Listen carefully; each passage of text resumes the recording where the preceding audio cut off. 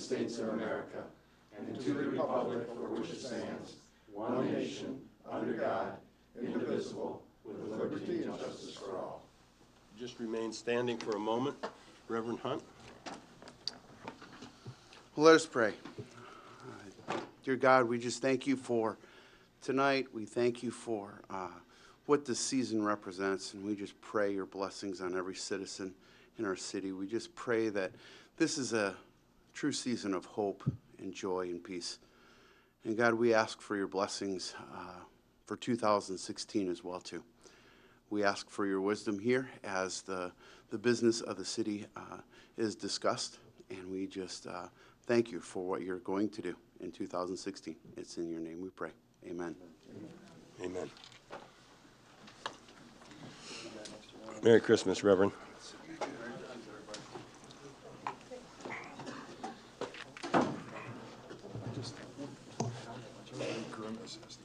The clerk, take the roll, please. The rest of us try and get in our seats. For the council meeting of December 22nd, 2015, we'll call the roll. Councilman Larry Templin. Present. Councilman Harry Sisko. Present. Councilman Angelo DiGiulio. Here. Councilwoman Tina Gabarecki. Present. Councilman Kevin Rourke. Here. Pro Tem Ms. Gail McLeod. Present. Treasurer Maureen Armstrong. Present. Mayor William Mategas. Present. We have a quorum, sir. Thank you, Mike. And ask for a motion for approval of the agenda for tonight's meeting, December 22nd. Support, Mayor. Who made the motion? Motion. Councilman Sisko. Okay. Are there any changes, additions, deletions? Hearing none, I'll ask for the vote. All in favor signify by aye. Aye. Opposed, same sign. Carried. Motion to approve the minutes for December 8th. Motion. Support. Motion by Mayor Pro Tem, supported by Larry. Councilman Templin. I'm going to get a sore neck tonight, I can see this. Any discussion, changes, deletions? Hearing none, all in favor signify by aye. Aye. Before we get to the first item on the agenda, I'm going to ask our city administrator just to read a short note. You probably saw a new vehicle that the city just acquired. It's one of 3 that we budgeted for and have ordered. As the mayor said, this is the introduction of the first of 3 new senior transportation vehicles we'll be receiving. The first 2 vans were purchased with the CDBG program, the Community Development Block Grant program funds, and SMART, the Regional Transportation Service, has approved the replacement of their oldest, of the Parks and Recreation's oldest van with a wheelchair lift. From Pat, the Director of Parks and Recreation, plans are in place for a senior lunch trip once per month, and our regular transportation service will be expanding January 4th to include daily on-call shuttle service anywhere within our service area. And he says that roughly includes Ford Road to Eureka, Telegraph to Jefferson.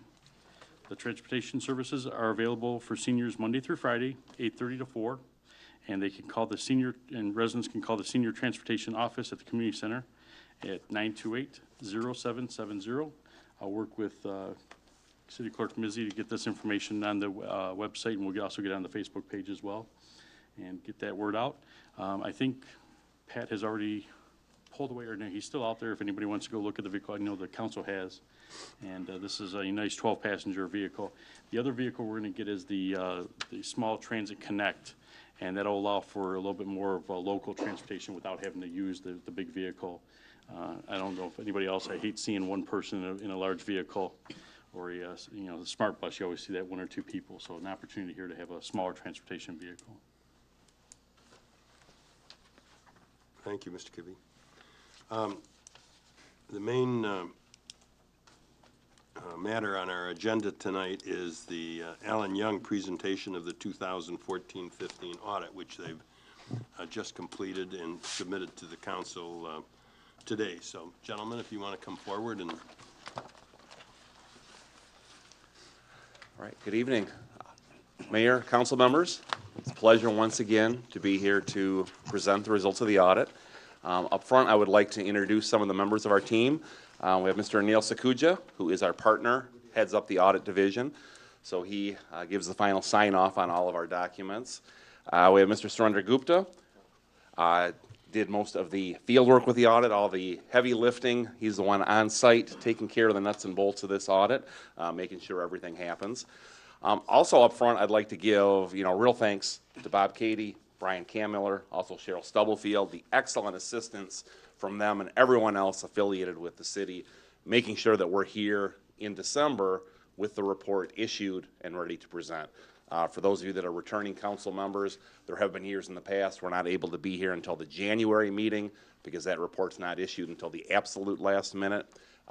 As the mayor indicated, the report has been issued. It has been submitted to the state about a week and a half ahead of their deadline. Would have been slightly earlier. It probably will be next year, but there were some new accounting pronouncements that just took a little extra time just to flow that through and make sure everything was properly treated in the report. Now, I have distributed to all of you a handout that I'll go through, kind of summarizing the results of the audit. The audit itself is a 75 or so page document that we have went over with the internal staff of the city with a fine-tooth comb to make sure we're all on the same page with the contents and okay with that. So on page 2, I just always like to start out, especially since we have some new council members, to make sure that everyone is aware what the responsibilities are for the financial statements. And management is responsible for the fair presentation of the financial statements. So out of the 75 or so page audit report, the only 2 pages that relate to us as the auditors is the opinion letter.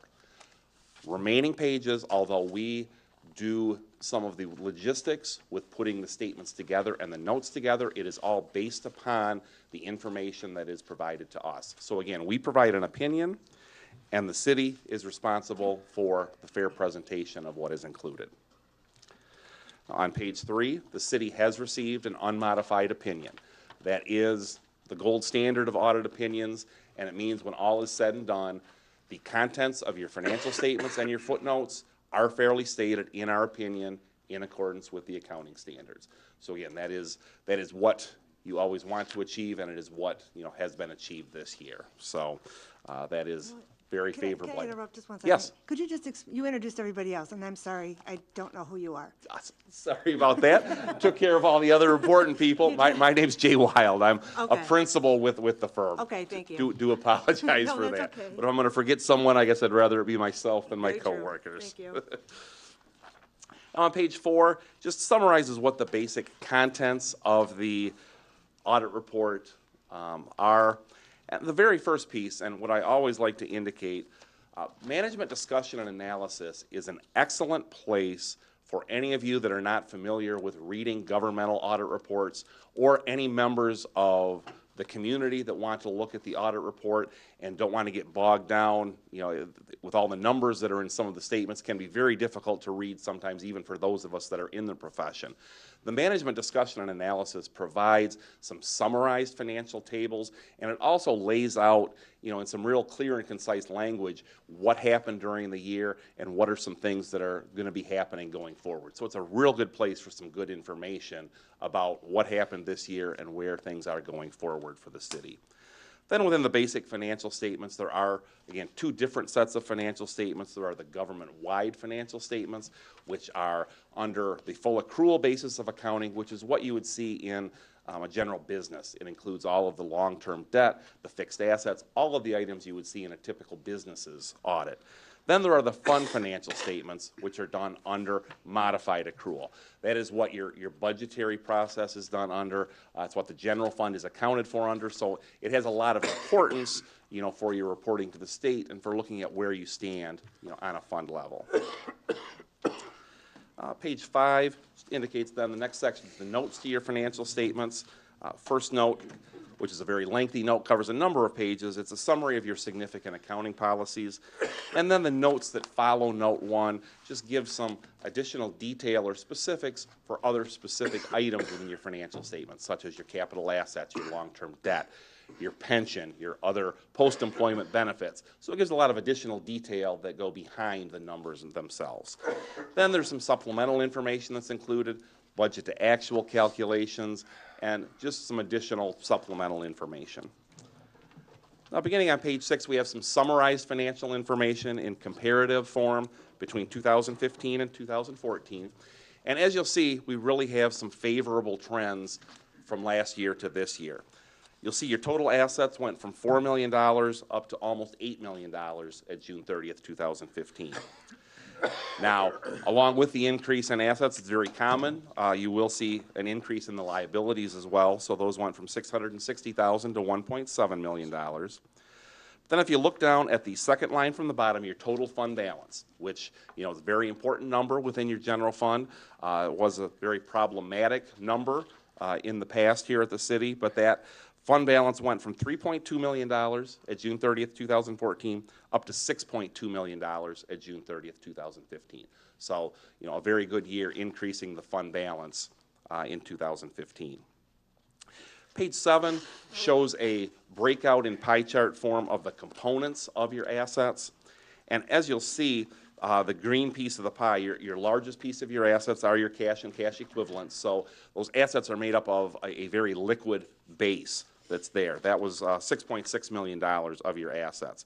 Then there are various receivables and prepaid costs that also add to the asset base. So again, your total assets were just under $8 million at June 30th, 2015. Page 8 shows a breakout of your liabilities. On the left side, the blue piece of the pie, your accounts payable are the largest piece. So just various expenses that had been incurred prior to June 30th that were not paid until subsequent to year end. So just very, very typical sorts of liabilities that you will see, just timing issues, nothing out of the ordinary within the accounts payable. Page 9 shows a summary schedule of your revenues and expenditures for the year. So you'll see your revenues were $22 million for the year just ended June 30th, 2015, up from just under $21 million from the year before. So you did have an increase of roughly 5% in your revenues. Your expenditures did have also a large increase, $15.3 million up to $20.5 million.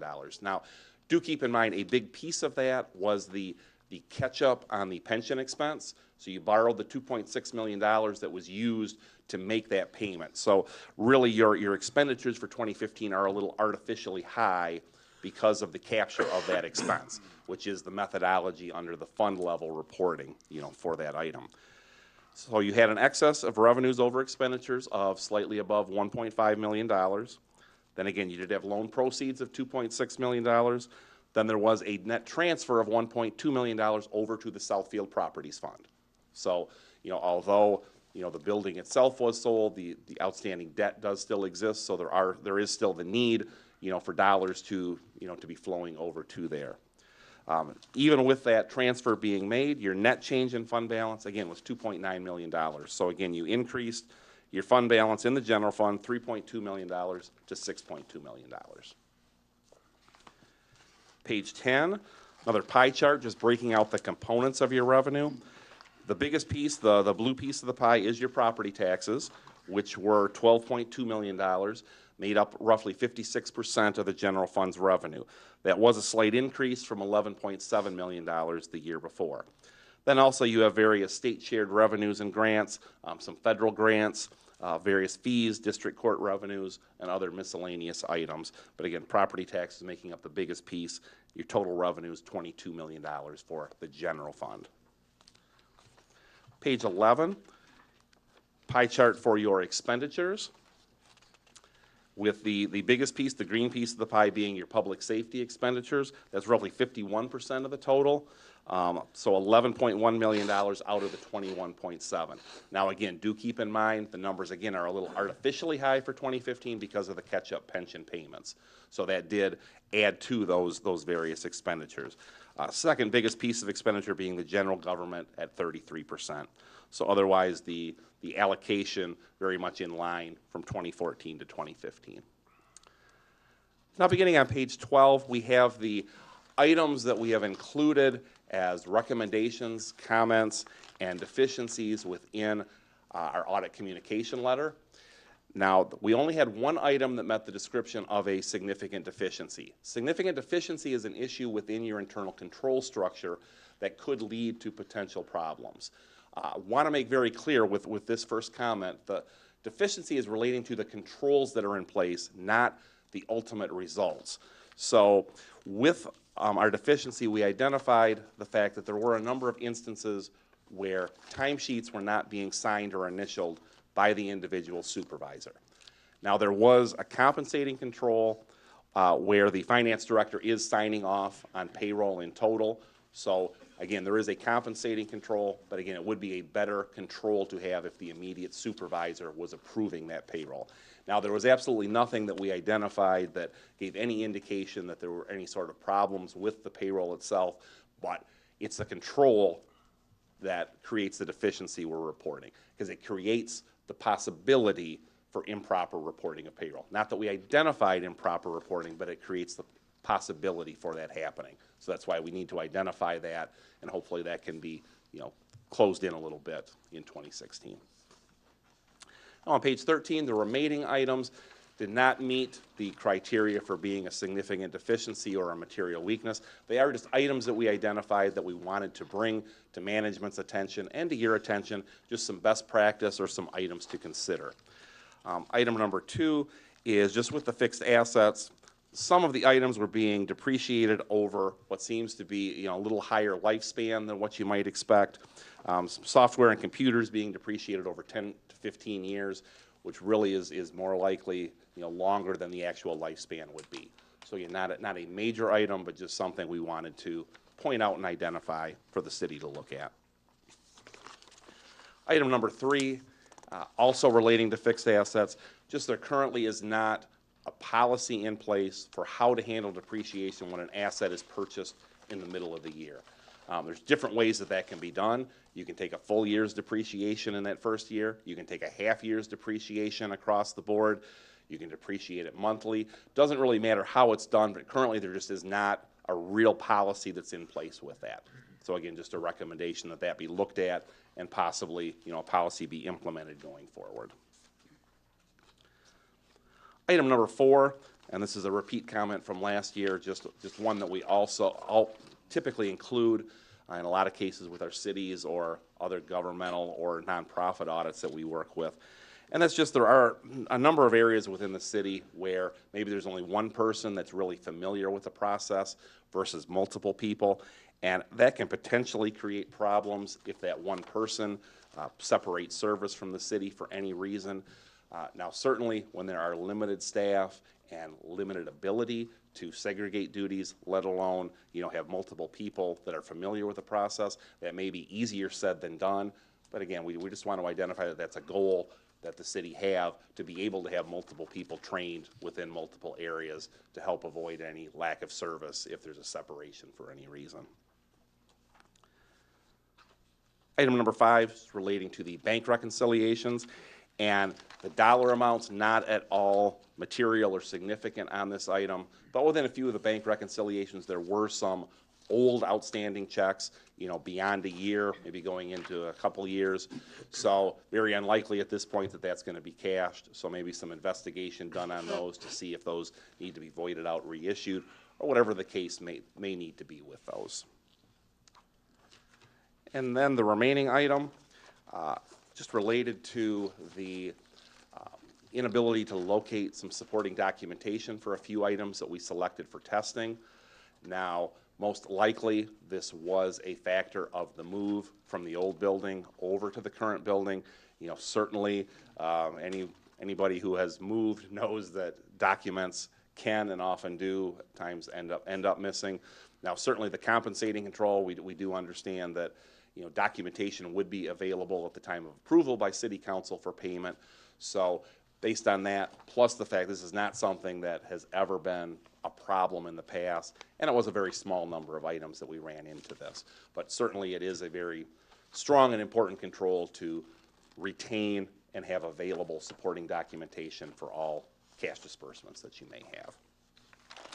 And with that, I know a very high-level overview, but much better than going through line by line on 80 pages of a report with you this close to the holidays. So just want to again thank everyone, for giving us the opportunity to serve as the city's auditors.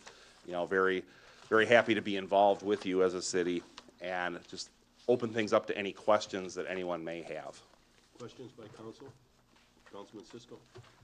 Yes, Mr. Wild, in reference number 1, and you're talking about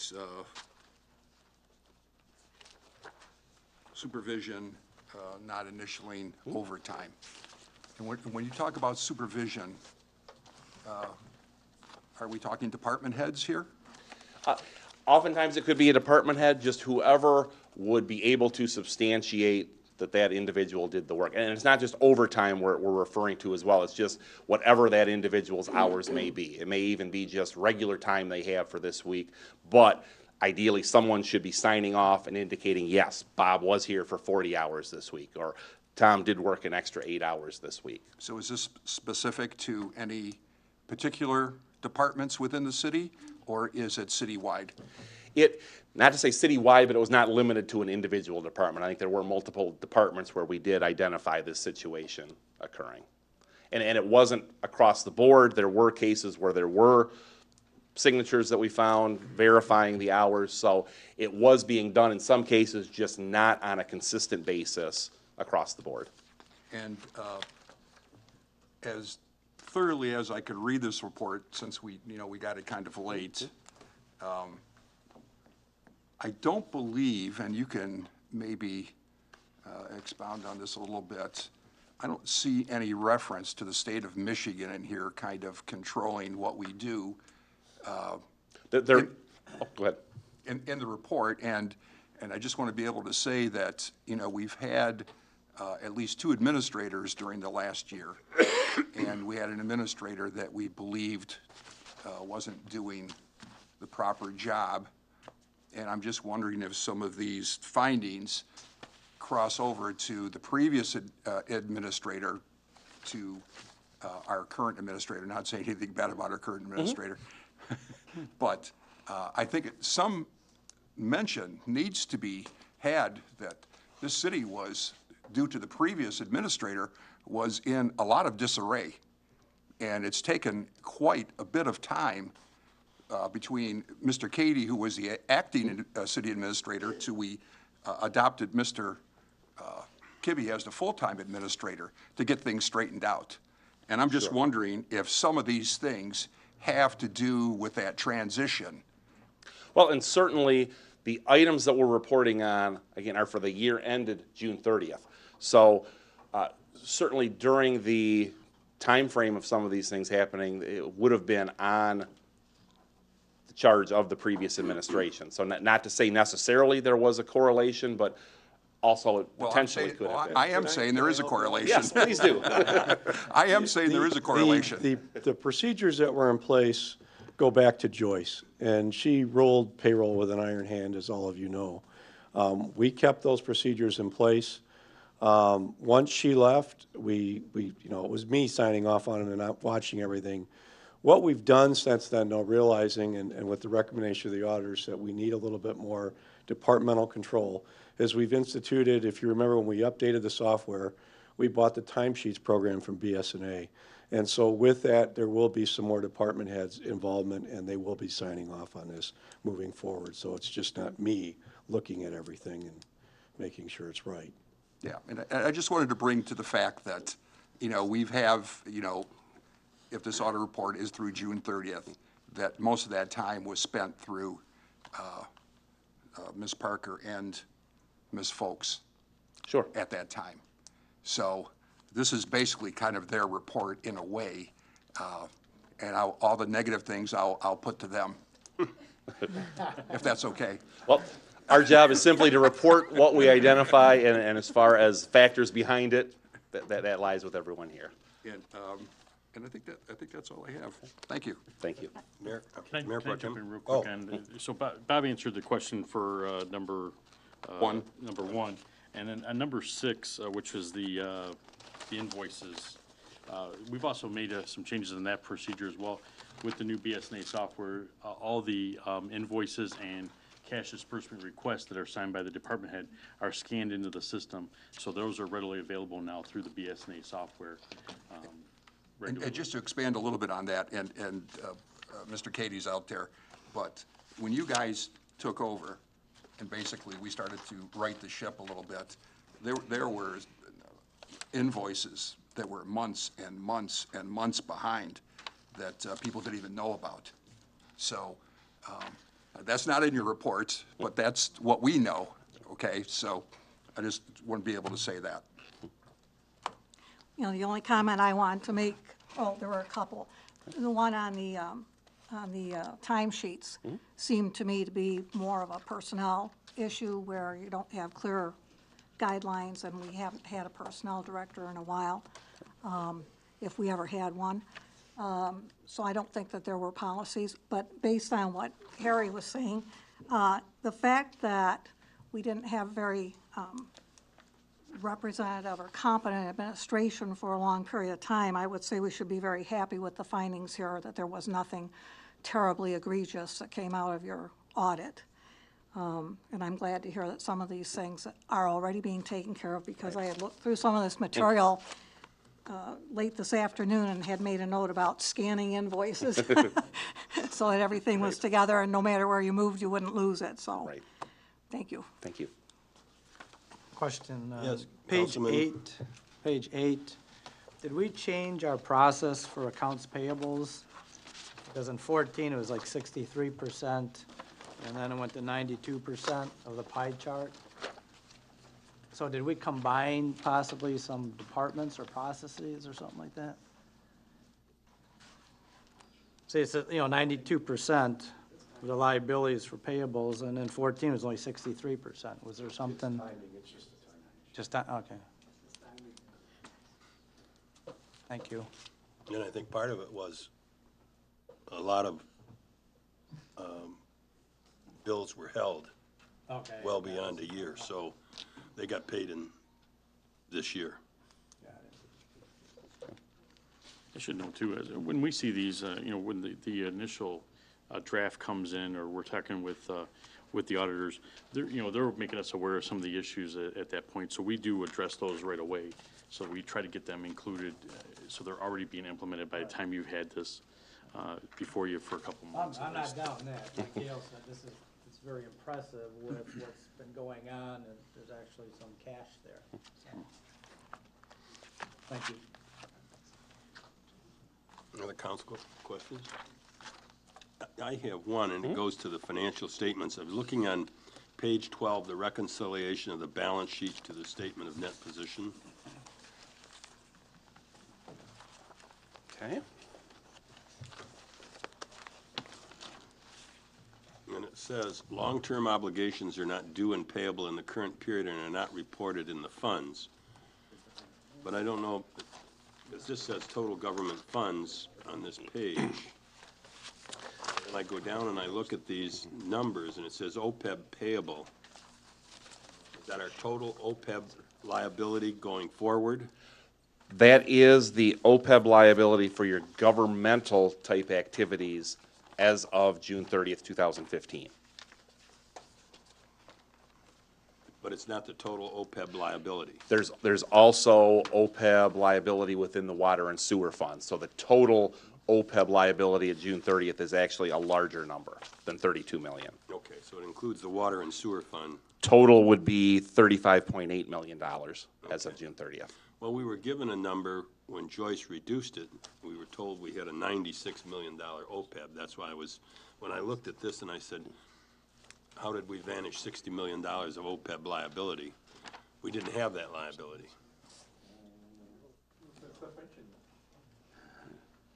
So good evening, Brian Kamler from Plant Moran. The recorded liability that you see on that page is only the amount that we haven't paid in relation to the ARC, the annual required contribution, since GASB 45 was adopted about 5 years ago. The 90-some million dollars that you're referring to, you will see back in the notes, and I don't know off the top of my head which OPEB note that is. Okay, but- I didn't see it, so that's what puzzled me. Yeah, so the 30-some million dollars is just what we haven't paid compared to what the actuary suggests should be paid for the last 5 years, approximately.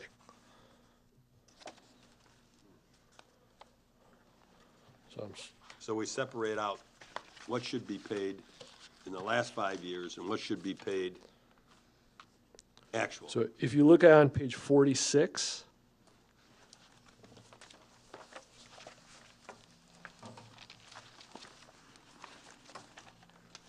at the very bottom of page 46, there's a small table that's a schedule of funding progress. And the third column says actuarial accrued liability. And so when the actuary does their math and they come up with the sum total of the OPEB promise that we've made to current and former employees, the total is $93 million. That's the very bottom line on page 46. Okay. Well, we're looking at different versions up here. Yeah, I'm looking at the draft because I got your draft. And that's all right. I'm looking here.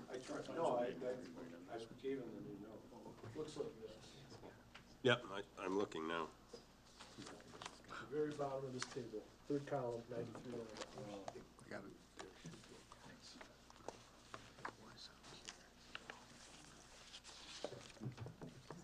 No, it's here. They're there.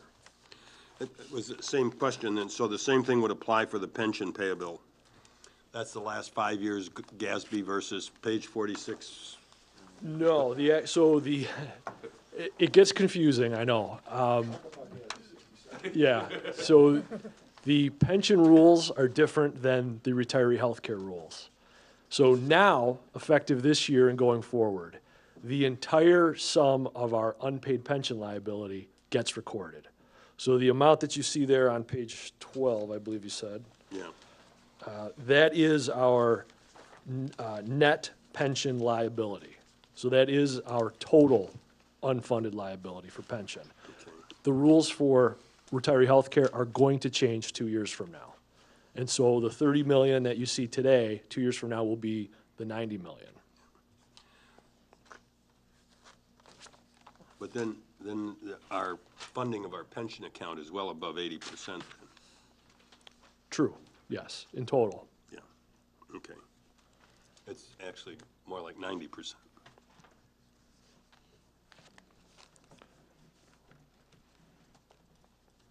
Yeah, so your net pension liability today is just over 11 million. But we've got paid into the account and earned something close to 90 million now, have we not? Yes, that's correct. Okay.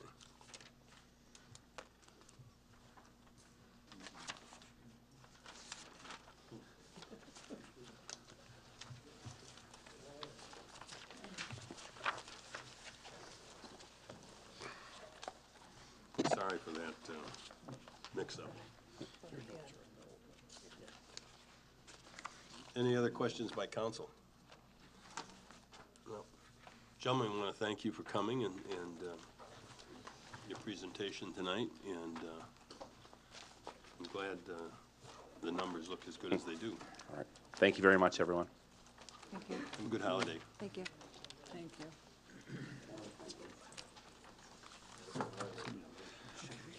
Keep them here in case audience participation is a bit funky. We can ask Bob or Plant Market. Yeah, can we have a motion to accept and receive the motion audit presentation? Mr. Cisco has moved. Do I have a second? Ms. Gavarek, Councilwoman Gavareki has seconded. Is there any discussion? All in favor signify by aye. Aye. Opposed, same sign. That's carried, thank you. There are no other public hearings tonight. Go to the city administrators. Good evening, Mayor, Council, residents. We had the auction last Thursday, and the results showed a sales totaling nearly $24,000. We still have a number of items that are left in the building that we'll need to look at another auction or some other sort of disposal of those items. Surprisingly, I think the one item that we thought was going to be a big seller that did not go were the church pews in the old council chambers, and we sold, I think, one. So we still have a number of items left over there, but the vehicles, we sold I think 3 vans, two vans and a Zamboni. Truck too. So I think three vehicles and a Zamboni. And so somebody is now possibly driving around the streets with Gas, Zamboni. Where's Pat? That's right. Where's Pat at when you need him there? So 24,000 was there, so. We talked about the bus. The community center has some day-long programs for the kids while they're off during the vacation time. We announced that a couple weeks ago, and I believe that information is online or at the community center for those people to enroll their kids. Obviously, I don't think they'll be there the days that the center is closed, which is going to be the holidays of Thursday, Friday of this week for Christmas Eve and Christmas Day, and then New Year's Eve, New Year's Day of next week. Over the next 2 weeks, the library will be open only on Monday, Tuesday, and Wednesday, also for the holidays, so they will be closed for the 4-day weekends coming up for Christmas and for New Year's. The fire chief is working on 2 grants for the fire department. One is for a new pumper for $650,000, and the second is for exhaust removal system, and that's a $60,000 grant application. Of the 30 police applicants, we are down, they're doing background check on 13. Based on the test scores and background checks, we hope to have 4 new hires by the end of January. The DPS is currently testing test spraying for with salt brine or for salt brine. Yeah, Matt Dorian is working on this program. Currently, if you see the truck going down the streets, he is not spraying salt brine. He is just spraying water at this point in time to kind of get a gauge of how much he'll need and the timing for that that type of cycle.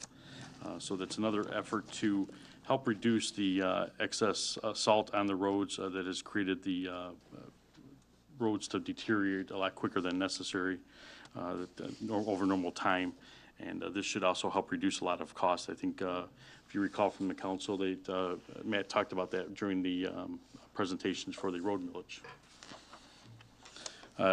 Also in the DPS, and this is I think also Matt's area as well, as they've been removing trees throughout the city.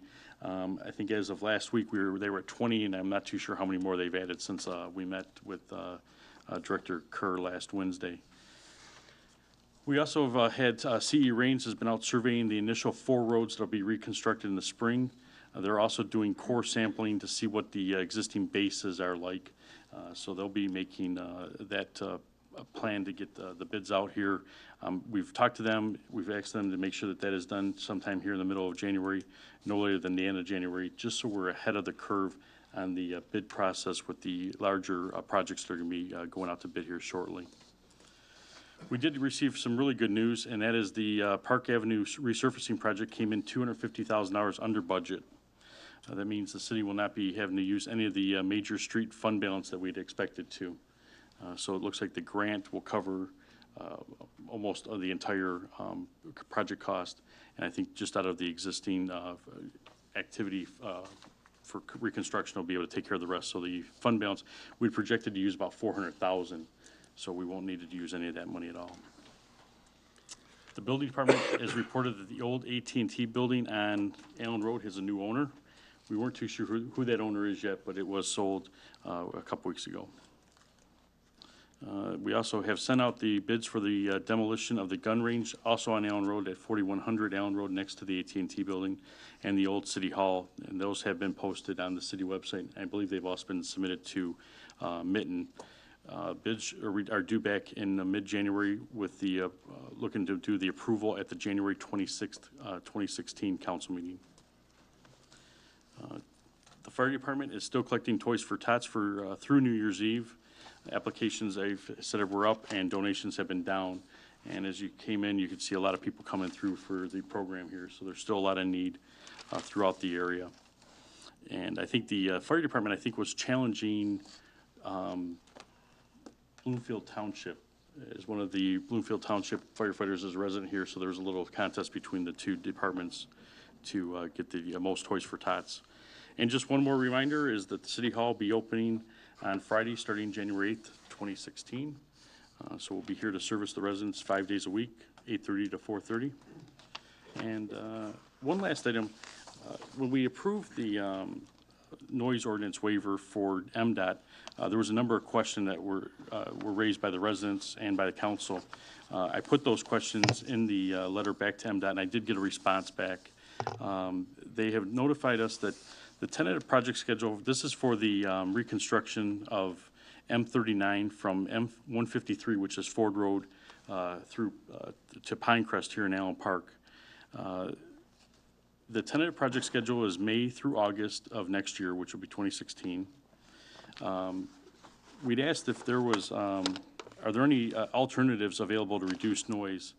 In his response, this was from John Papke from the project engineer. He says, in general, there isn't much that can be done to reduce noise incident to construction of this type of work, but we can ensure that it's limited to weekends.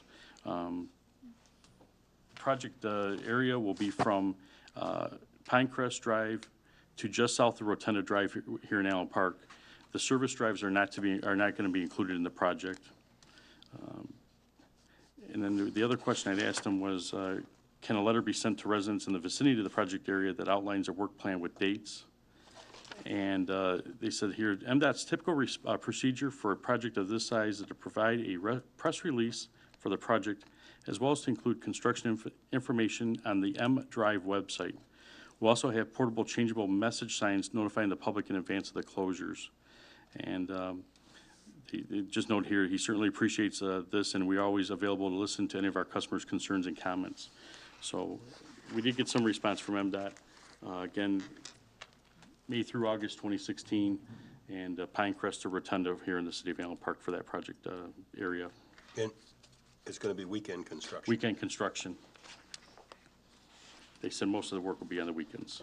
I think that was when, if you recall, Mayor and Council, that they were going to be down to one lane on those weekends as well. So it's probably an area that you might want to avoid.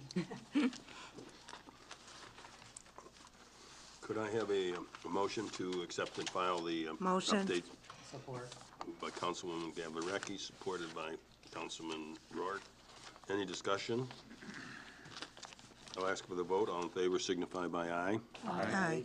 Opposed, same sign. That's carried. I know everybody would like to hear me read the rules of decorum, but it is Christmas, and let's all be in the Christmas spirit now. I will not read them tonight. So we'll go right to public comments, but they do apply, folks. Got you beat, Ray. I got to get next door, thanks. Good evening, Mayor and Council, Lieutenant Egan, Allen Park Police Department. I'm also the team leader of the Downriver Hostage Negotiation Team. And our negotiator team and our Downriver SWAT team is having a fundraiser for Southgate officer Michael Gratz, who is also one of our SWAT members. He has been diagnosed with a very rare cancer called clear cell sarcoma. It only affects about 300 people worldwide, and only 1% of sarcomas in that field. Does not have a very good prognosis. Last year he had part of his foot chopped off, one of his toes. Being the SWAT and police culture we are, they nicknamed him Niner, as he only has 9 toes. So you'll see the Niner strong everywhere. He's a fighter, very excellent officer. Our Downriver SWAT team's made up about 18 cities, and out of the 700-800 officers that we have downriver, less than 50 are chosen for SWAT and negotiators. So he is a very rare breed, and he excels in the SWAT area. Having said that, we're going to be having a fundraiser for him at the Knights of Columbus in Lincoln Park on January 13th. From 4 to 10, and we're going to be auctioning off Lions football. It's an official Detroit Lions football signed by Calvin Johnson. They won yesterday. It's also a rare ball because it has a cancer ribbon on it, and a resident in Melvindale actually donated this to try and raise funds for him. So, like I said, he's married. He has 2 little twin girls. Great officer. I'm going to be selling these, raffling them for $10 each. And it'll be drawn on the 13th at the KFC in Lincoln Park. So I'm working till 7 a.m. If anyone would like to come see me at the police department next. If not, we'll be having at the fundraiser, and we also have tickets up at our police station. So thank you, Mr. Mayor, for buying 2 tickets. I'll drop these off, and, yep, go ahead. The time? Sure, it's 4 to 10 at the Knights of Columbus in Lincoln Park on Outer Drive there on January 13th. Okay, thank you. Thanks, Lieutenant. All right, thanks, guys.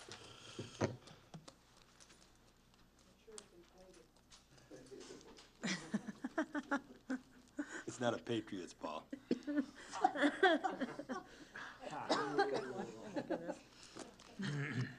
Any other comments from citizens? Good afternoon, Mayor, City Council. Ray McGusson. Good evening. Quant. Couple of things. I want to wish you all a Merry Christmas, Happy New Year to all of you and all the citizens within Allen Park. I think now, at this time of the year, I did something that I haven't done in a number of years. I got some new medication, and I had to make room in my cupboard for it. And while doing that, boy, did I find some medication. That medication was back in the year 2008, 2012, 2013. It expired. I think it's a great time now for all of us out here and everyone who's listening to go in your cupboards, check out your prescriptions. And if they're expired, throw them in. Go ahead and put them all together in a nice little container. And there's a nice little red box over here I found out that you can put them in. That way, your kids won't get into them, your grandchildren won't get into them, and one day you might not be able to wake up and make sure they're still in good health. Boy, was it a shock to me. It taught me a big lesson. I think I'm going to go through all my cupboards now. And there was a lot. So I think, it's a good time. Another thing I'd like to go ahead and bring up, and I don't really want to, we brought this up for years, was the thing about caring folks. I don't understand why the city didn't go after her for nonfeasance. In a number of meetings, I asked her to step down, and I was criticized by that. I was criticized by a lot of people. You have no business doing that, Mr. McGusson. None. Why are you doing that? Well, I'm going to say, with this audit, it brought it out again. Nonfeasance, a legal reason to remove a person from office. There is no reason for us to go ahead and pay to have her removed. Now, that's only my opinion. I know some of you probably have a different opinion on that, saying the state was dictating to us. Yes, the state was dictating. But boy, did she put us in a hole. And she hurt us. That's just my opinion. Right or wrong, that's how I feel. So I wish you all a Merry Christmas, Happy New Year. And I'll see you, Lord willing, the first of the year. But get rid of those prescription drugs. You're going to be amazed of how old you have them laying around. And they're deadly. Thank you very much, and have a great day.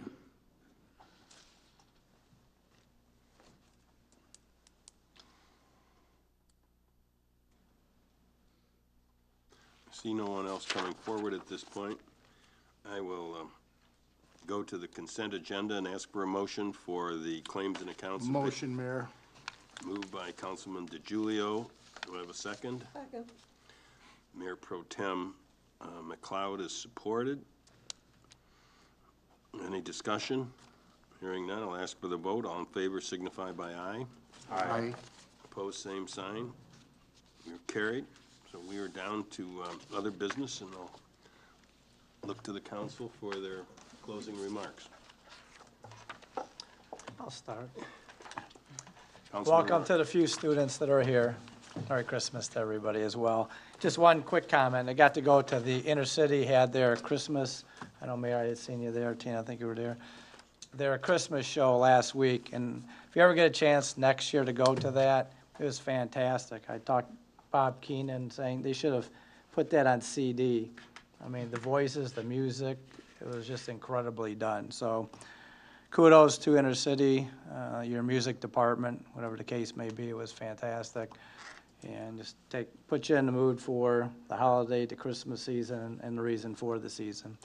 So thank you all, be safe, and we'll see you next year.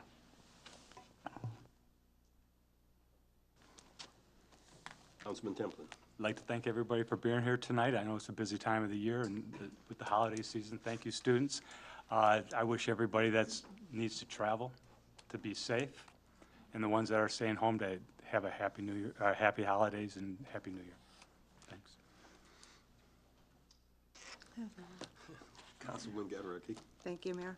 I'd also like to thank everybody for coming out this evening. To wish everyone a very Merry Christmas, Happy New Year, and I look forward to working with everybody next year and seeing changes coming to this great city of ours. So I think we're on the upswing, and I can't wait. So thank you for coming out.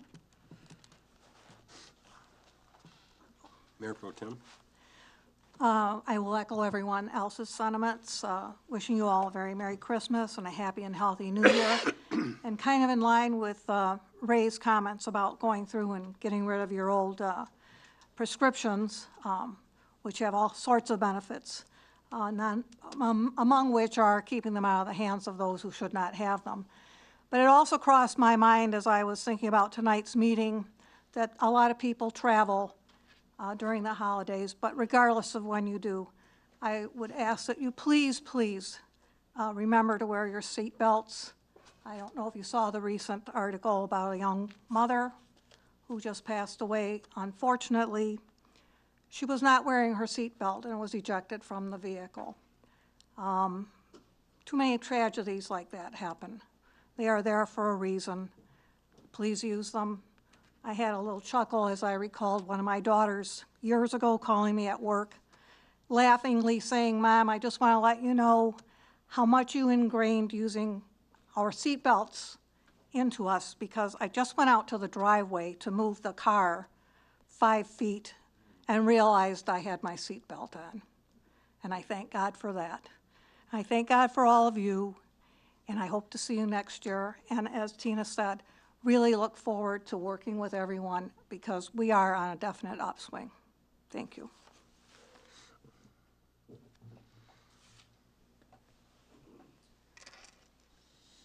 Either the councilman to my right here, Councilman Cisco. Yeah, I didn't know if I should talk about this tonight, but something happened this afternoon, kind of shook me up a little bit, and that everybody should be thankful that they have health and that their families are healthy. And I'd like to thank, there's a incident that happened on my street today where a young man was in the street, unresponsive, and I just happened to be there as I was looking out my porch, and I'd like to thank a couple people that responded to that as they were driving by, and I hope I got their names right, Jen and Andrew, and Mark, who lives down the street from me. This young man was unresponsive, called 911 right away, and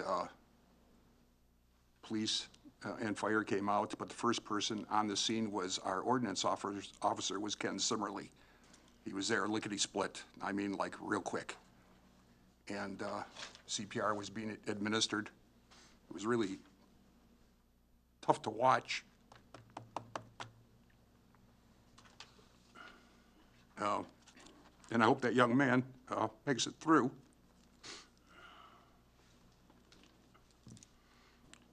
But what I want to get to, and I would ask for this, Mayor, at the next council meeting that we have, or not the council meeting, if we, next work session, excuse me, is that I would like a report from the chief of police about central dispatch. I want I'd like a full-blown report on central dispatch and what's been done to improve it. Because in the moment of a crisis, when you're calling 911, you want things done in a hurry. You want somebody there like right now. And I'm not sure my timeline on some of these things is right or not, but I had to call back twice. And they asked me where I was from. I said, Allen Park. I mean, doesn't that show up? This is one of the things that I want to know about. Doesn't it show up when I call a locator of some kind that I'm calling from Allen Park? I know I'm calling from a cell phone, but these are the things I'd like to find out for. I'd like a full report on what's not right and what's right with central dispatch, and I think our council needs to address that, and I think it's been a problem for a number of years, ever since we switched over. And I'm not happy about it today, and I hope that young man is fine, and I just hope that everybody takes time to enjoy their families over the weekend, you know, over the Christmas holidays and New Year's. Hug your mom, hug your dad.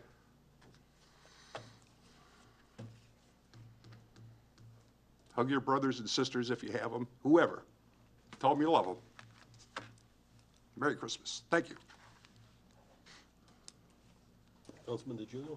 I'll just be real quick. I want to really thank the Allen Park Fire Department. They responded to my daughter Marcy when she had a medical emergency. I took her to Wyandotte Hospital as she requested. And they were really prompt, courteous, and we don't give a lot of kudos to our fire department for some reason, but we should. They're the first responders. They're the ones that take care of us and get you where you need to be to get help. And I'll just say good night and be kind to each other. Thank you. Treasurer Armstrong? I would just like to wish everyone a Merry Christmas and a Happy New Year. Enjoy your holidays. Clerk Mizzy. I just want to wish everybody a very Merry Christmas and a very Happy New Year. Excuse me. I don't know what you gave me down here, Mayor, but excuse me. Okay, I hope you feel better, but I also like to thank y'all for coming out tonight. God bless you and good night. Well, I want to thank all of you for coming out tonight. And the students, you must be really late into the semester here for this report, but thank you for coming out. And I too want to wish all of our residents of Allen Park the merriest of Christmas, a Happy New Year, and stay safe during the holidays. There's a lot more traffic, and we're doing things that's not what we don't do all the time, so more accidents happen when those conditions exist. So just be a little more careful. Take a little extra time to look about you before you move that car or walk into the parking lot as you're shopping or something. I had a guy on, I don't know why, the one day we had snow, I says, do we have one day of snow? And I almost have a guy run me over. Well, I'm standing there in the parking lot getting the snow off the right side of the car, and he pulls in, and I said, did you see me? He says, yeah, but I didn't think you'd take a step backwards. I didn't see you come in there. But anyway, just be careful out there. I will take a motion to adjourn for the rest of the year. Councilman DeGiulio, supported by Councilman Cisco. Templin. I'm glad he missed you, Mayor.